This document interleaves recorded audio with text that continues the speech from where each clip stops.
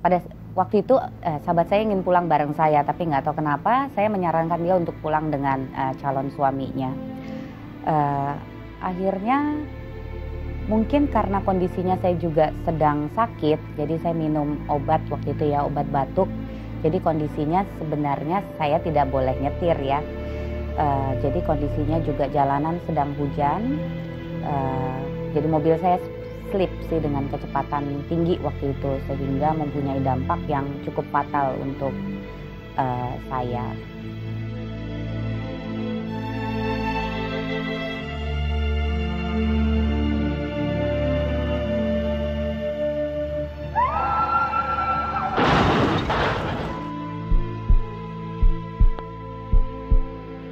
Kecelakaannya sih saya nggak tahu kenapa ya, apa rahasia Tuhan di balik ini. Jadi saya nggak sempat pingsan sama sekali.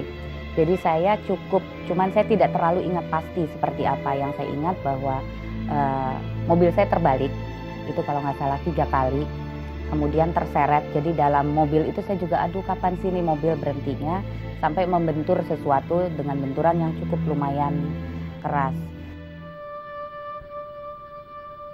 Yang pertama kali saya takutkan pada saat saya masuk rumah sakit adalah sebagai wanita pastinya wajah saya.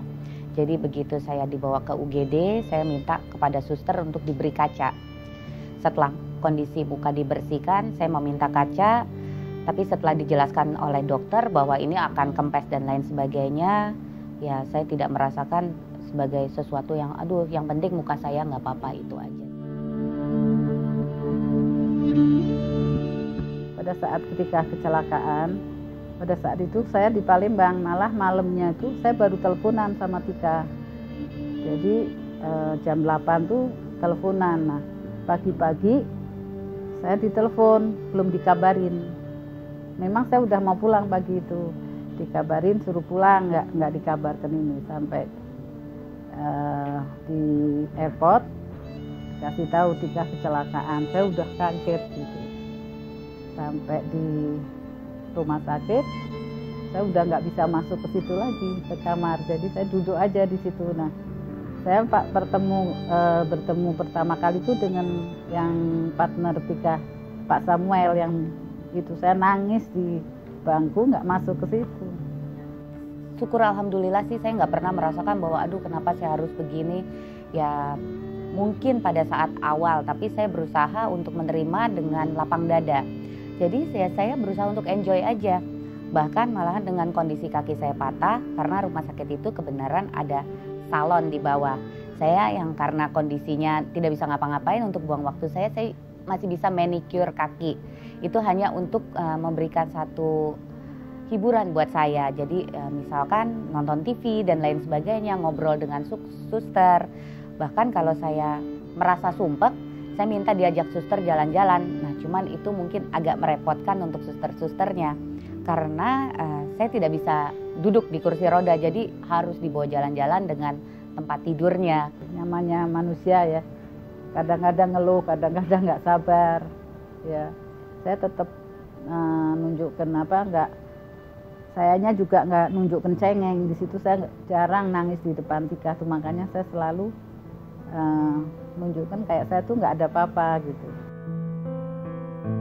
Dukungan lebih kepada dukungan mental ya. Jadi mereka tidak memperlakukan saya seperti seorang pesakitan yang seperti apa. Jadi normal aja. Malah kalau saya agak rewel ya mereka cenderung agak udah deh. Maksudnya memberikan nasihat-nasihat bahwa kok syukur masih diberi kondisi yang seperti ini. Ini hanya sebagai satu uji kesabaran untuk saya. Dan waktu itu yang membuat saya mungkin sebagai terapi, saya sudah mempunyai satu dunia saya sendiri, yaitu Amaryllis ini. Untuk dukungan moral, saya bilang sabar, semua ini ada hikmahnya. Kamu harus kuatkan, kalau nggak dari Tika yang kuat, itu segala sesuatunya nggak bisa berhasil. Jadi semua tuh dari dalam Tika, saya bilang. Setelah 6 bulan, yang proses yang paling membahagiakan adalah sebenarnya belum saya pakai kursi roda, adalah saya bisa buang air kecil dan buang air besar di kamar mandi. Itu adalah satu karunia dan nikmat yang sangat luar biasa pada saat itu.